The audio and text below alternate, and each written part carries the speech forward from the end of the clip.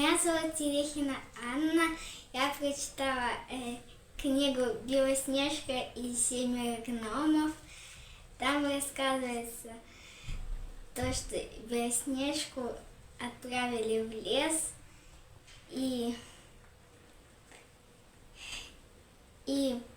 слуга мачехи хотел ее убить, но принес мачехе сердце кабана. Белоснежка убежала в лес и нашла маленький дом, где живут семеро гномов.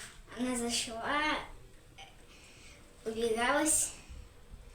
Тогда гномы зашли, увидели Белоснежку на их кровати, посмотрели. Она встала. Гномы сказали, как ее зовут. Она сказала Белоснежка. Тебе понравилась сказка, которая прочитана тобой? Да, понравилось. Понравилась. В дальнейшем будешь заходить в нашу библиотеку чаще, да? Угу. Ты любишь нашу школьную библиотеку? Да. Спасибо большое.